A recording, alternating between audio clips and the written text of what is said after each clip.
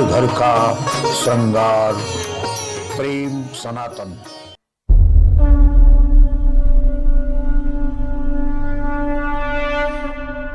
प्रेम सनातन TV के दर्शकों, ऋचा का नमस्कार। धर्म क्या है, धर्म के तत्व क्या हैं, इन सब बातों को जानने के लिए आज हम विश्वविख्यात कथा व्यास रसिया बाबा के साथ वार्ता करते हैं।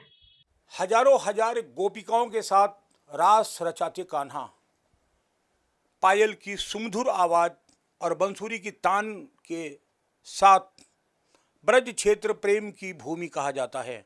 कहा जाता है कि प्रेम इसी ब्रज से उपजा था, लेकिन सच ये है कि ब्रज क्षेत्र धर्म की ही नगरी है।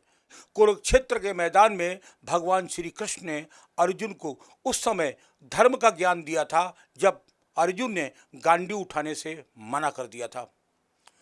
वो धर्म अनादिकाल से चलता हुआ आज तक पहुंच चुका है, लेकिन अनादिकाल में स्थापित धर्म आज शायद एक विकृत स्वरूप ले चुका है। धर्म के बारे में अलग अलग विडंबनाएं, अलग अलग कथाएं, अलग अलग मान्यताएं हैं। कहा यह जा सकता है कि आदमी यानी इंसान अपनी आवश्यकता अनुसार धर्म का प्रयोग कर रहा है। धर्म है क्या, इसी की खोज में हम पूरे भारत का भ्रमण कर रहे हैं और इस समय हमारी टीम पहुंची है ब्रज क्षेत्र में। और ब्रज में इस समय हमारे साथ हैं देश के प्रख्यात कथावाचक श्री रसिया बाबा। रसिया बाबा राधा और कृष्ण में रसे बसे हैं। उनका रोम रोम, उनका अंग अंग राधा और कृष्ण को ही समर्पित है। इसीलिए श्रीमद् भागवत उन्हें कंठस्थ ही नहीं है, बल्कि श्रीमद् भागवत जब वो गाते हैं तो ऐसा लगता है कि कल कल करती हुई गंगा प्रवाहित हो उठी हो। हमारे साथ बात करने के लिए है रसिया बाबा। हम बात करते हैं रसिया बाबा से। और सनातन के सभी दर्शकों का ठाकुर जी के श्री चरणों में प्रणाम करते हुए अभिवादन करता हूं, और आपका भी, आपकी पूरी टीम का। यह जो सनातन चैनल है जिसकी आप चर्चा करने के लिए यहाँ आए हैं, धर्म,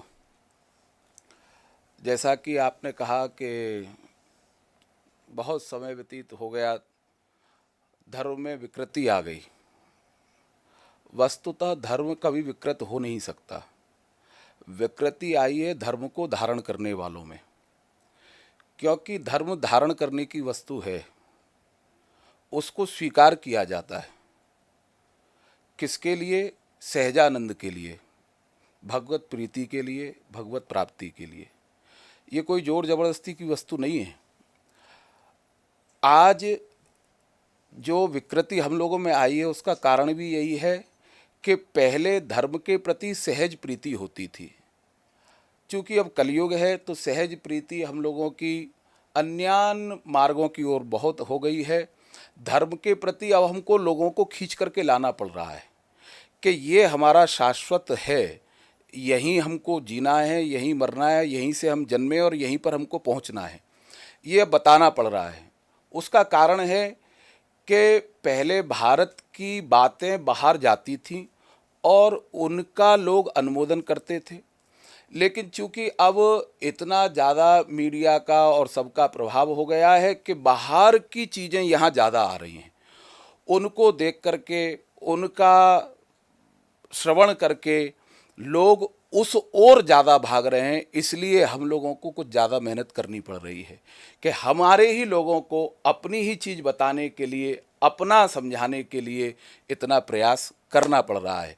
धर्म नहीं बदला है, धर्म को धारण करने वाले हम लोगों में थोड़ी सी विकृति आ गई है कि हम अपने को छोड़ करके दूसरे को महत्व देने लगे हैं। इसीलिए ये विकृति दिख रही है। धर्म वही है। आज देखिए, सूर्य अपने समय से निकल रहा है, चंद्रमा अपने समय से निकल रहा है, वर्षा ऋतु के अनुसार आज वर्षा ऋतु चल रही है, वर्षा हो रही है, वायु चल रही है। धर्म में जो कहा गया है, जैसी व्यवस्थाएं वो वैसी की वैसी हैं, हम लोग बदले हैं। महाराज श्री, आपने कहा कि अब हमको ज़्यादा मेहनत करनी पड़ रही है जी। बाहर की संस्कृति हमारे वहाँ आ गई है, ये आप स्वीकार कर रहे हैं। और आप ये भी मान रहे हैं कि धर्म नहीं बदला है, धर्म को धारण करने वाले लोग बदल गए हैं।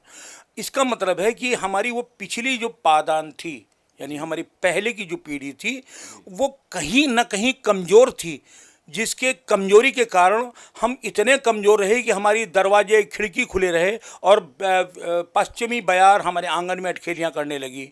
हमारे धारण करने वाले लोग हमारी बात को ना मान करके विदेशी बात को मानने लगे। तो कहीं ना कहीं लगता है कि हम कमज़ोर थे।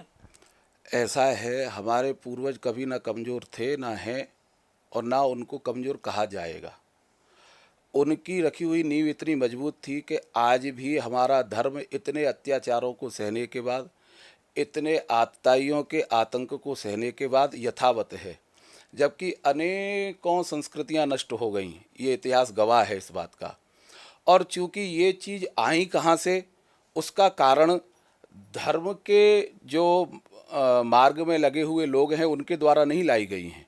ये लाई गई जो देश आज़ाद होने के बाद सत्ता में आए दलों के द्वारा इतिहास के साथ छेड़छाड़ की गई, और अनेक पंथों के द्वारा इतिहास को इस प्रकार से मरोड़ा गया, तोड़ा गया कि विद्यालयों में बच्चों को उस प्रकार की संस्कृति पढ़ाई लिखाई गई कि वो अपने से दूर हो गए। इसमें धर्म क्षेत्र के लगे लोगों का कहीं भी किंचित कोई भी हाथ नहीं है। ये हमारी सत्ता के हाथ में है, और जो भी बाहर से चीज़ आ रही है भाई, उन सब चीज़ों को नियंत्रित करने वाली सत्ता है। आज चैनल है या टीवी है, मोबाइल है, कंप्यूटर है, इसको लाने वाले कोई धर्म क्षेत्र के लोग तो है नहीं, लाने वाले सत्ता के दल हैं। और उन लोगों ने इस प्रकार का किया। अगर ये लोग पहले से धर्म को साथ लेकर के चलते तो शायद ये स्थिति ना बनती। आपका कहना है कि सत्ता, सिंहासन और शिक्षा, यानी 3S जो है वो इसके लिए दोषी मानते हैं आप? अब दोषी कहेंगे तो फिर सबको बुरा लग जाता है। हम दोषी नहीं कहते, हम सोचते हैं शायद उनकी भूल हो गई होगी। उन्होंने सोचा कि देश को आगे बढ़ाने के लिए ऐसा किया जाए, लेकिन उसका परिणाम थोड़ा सा विकृत हो गया। जब यह शिक्षा नीति इस देश में आई, जबरन थोपी गई, और उसमें साफ था कि वो आक्रांता जिन्होंने हमें रौंदा, हमारी संस्कृति को तहस नहस किया, हमें तबाह और बर्बाद किया, उनका जब महिमा गुणगान उनका पढ़ाया जा रहा था, तब आप सब मौन क्यों थे? मौन नहीं थे, जब भी विरोध कर रहे थे, आज भी विरोध कर रहे हैं। अब उसमें धीरे धीरे परिवर्तन आने की संभावना दिखाई दे रही है, और हो भी रहा है। किसी भी चीज़ के होने में समय लगता है। देश को आज़ाद होने में हम लोगों की अनेकों पीढ़ियाँ आहूत हो गई, तब जाकर के देश आज़ाद हुआ। किसी भी चीज़ में परिवर्तन एक रात में नहीं आता है, और दिन को भी रात में परिवर्तित होने में समय लगता है, और रात को भी दिन होने में समय। यानी 70 साल लगेगा इस देश में एक अच्छी शिक्षा नीति बनने के लिए? नहीं, 70 वर्ष नहीं लगेंगे, लेकिन अब लगता है कि थोड़ी शीघ्रता होगी, क्योंकि अब उस मान्यता को मानने वाले लोग सत्ता में आए हैं, जो वास्तविकता में इस धरती के लिए जी रहे हैं, मर रहे हैं, और इसको आगे विश्व गुरु के रूप में स्थापित करने की सोच रखते हैं। आपके दृष्टिकोण में धर्म क्या है? धर्म, देखिए, आपका जैसा चैनल का नाम है सनातन।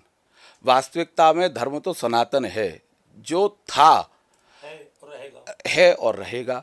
ऐसा नहीं है कि ये आज बना है, कल कमज़ोर हो जाएगा, परसों ज़्यादा हो जाएगा। ये जैसे वायु चलती है, ऑक्सीजन है, जब से ये सृष्टि बनी है तब से चल रही है, ऐसे ही धर्म भी सदा से चला आ रहा है, सदा तक चलेगा।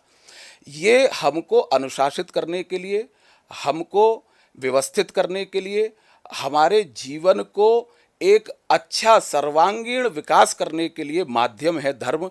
इसके अनुसार यदि हम अपना जीवन यापन करते हैं, और जब हमारे इस धरती पर इस प्रकार से जिया गया था, उस समय हमारा देश विश्व गुरु था, तो धर्म हम लोगों के अंदर एक बहुत ही अद्भुत कांति को देने वाला है, समृद्धि को देने वाला है, आत्मीय और भौतिक दोनों प्रकार की। तो वैसी धर्म की जो विवेचना आप लोग करते हैं, धर्म है क्या, ये लोग जान ही नहीं पा रहे हैं। क्या कर्मकांड धर्म है? क्या पूजा पद्धति धर्म है? क्या मंदिर धर्म है? क्या आपकी भगा तुलसी ने तो धर्म को डिफाइन किया है 10, 12, 15 अलग अलग जगहों पर, अलग अलग चौपाइयों में, अलग अलग स्वरूपों में किया है। मैं वही कह रहा था कि हर आदमी धर्म को अपनी सुगमता के अनुसार, अपने अनुसार धर्म को ढाल लेता है और उसका प्रयोग कर लेता है। अगर हम धर्म, वैसे तो ये कहा जाता है कि ईश्वर एक है, धर्म भी फिर एक होगा। जब ईश्वर एक है तो धर्म भी एक होगा। जो अलग अलग धर्मों को इस दुनिया में डिफाइन किया जाता है वो में भी संभव है कि वो संप्रदाय हों, धर्म ना हो, लेकिन धर्म की परिभाषा कोई दे नहीं पा रहा। खैर, मैं फिर परिवर्तित करके आता हूँ आपके ब्रज क्षेत्र में। आप श्रीमद् भागवत करते हैं, मैं चाहता हूँ मुझे एक श्लोक हमारे दर्शकों को सुनाएं श्रीमद् भागवत का, जिसमें राधा जी का जिक्र हो। ऐसा है, इस प्रसंग पर या इस विषय पर अनेकों बार चर्चाएं पहले भी होती आ रही हैं।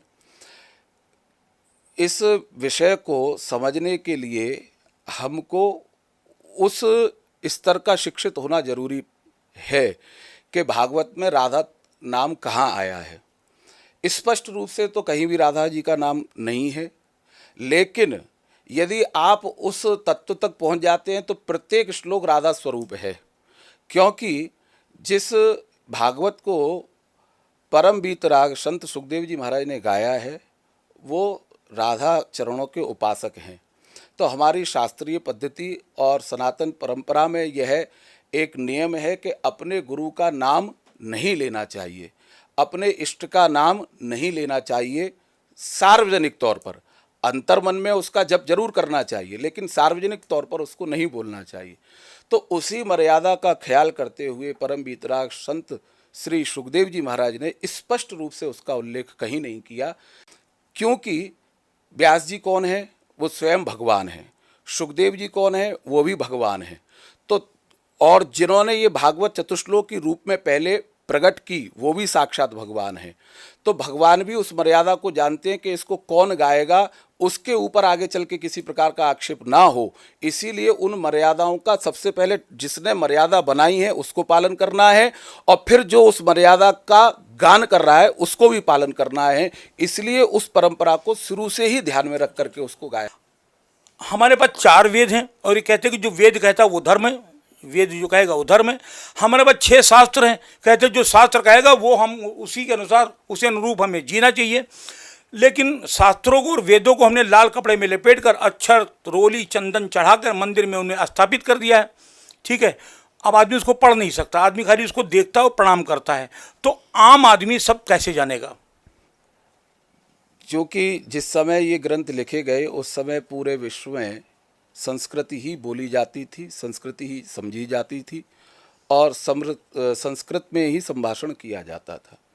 लेकिन समय के काल के चक्र से जैसे जैसे ह्रास होता गया, लोग अपनी भाषा को भूलते चले गए, अपने ज्ञान को भूलते चले गए। कुछ भूल भी गए, कुछ नष्ट भी किया। हमारे ऊपर अत्याचार बहुत हुए, इस कारण से उसमें थोड़ा सा विसंगति आ गई।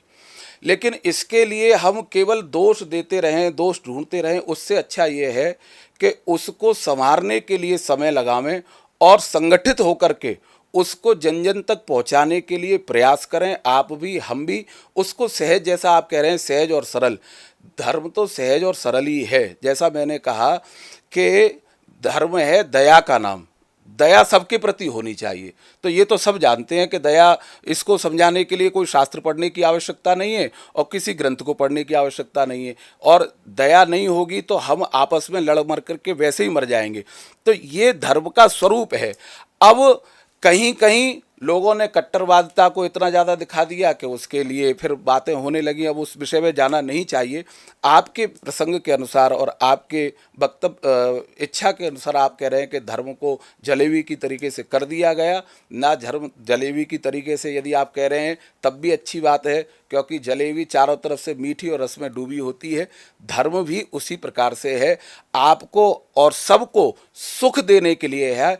आप जलेबी को आगे से तोड़ के खाएं वो भी उतना ही स्वाद देगी, पीछे से तोड़ के खाएं उतना ही स्वाद देगी। धर्म भी उसी प्रकार से, आप धर्म के किसी एक अंग को अगर स्वीकार कर लेते हैं, उसको जीवन में धार लेते हैं तो आपका कल्याण होगा। लेकिन समग्र धर्म को समझाना और समग्र धर्म को धारण करना ये व्यक्ति के बस की बात इसलिए नहीं है क्योंकि वो भगवान का स्वरूप है। और जैसे आप सागर को किसी पात्र में भर नहीं सकते, अगर सागर को आपने किसी पात्र में भर लिया तो सागर की महत्ता समाप्त हो जाएगी, सागर से बड़ा पात्र हो जाएगा। तो ये हमारा बुद्धि रूपी जो पात्र है वो भगवत रूपी जो सागर है, महासागर हैं ज्ञान के, उनको पूरी तरीके से नहीं समा सकते। इसीलिए हम लोगों को चाहिए कि जितना हमारा पात्र है उस पात्र के अनुसार हम उसको अपने अंदर अंगीकार करें और उसके अनुसार जीवन जिएं। कहते हैं कि धर्म समुद्र है जिसकी थाह नहीं ली जा सकती है, जिसे नापा नहीं जा सकता है, जिसे तौला और भरा नहीं जा सकता है। लेकिन मैं कहता हूँ धर्म की विवेचना सिर्फ 2 शब्दों में हो सकती है। धर्म कुछ नहीं है, आओ बैठो अपने अंदर डूबो, तुम्हें ईश्वर भी मिलेगा, तुम्हें धर्म भी मिलेगा। धर्म की तलाश में हम ब्रज क्षेत्र में फिर मिलेंगे किसी नए संत श्री संत के साथ, किसी नई कुटिया में, किसी नए आश्रम में। तब तक के लिए प्रणाम।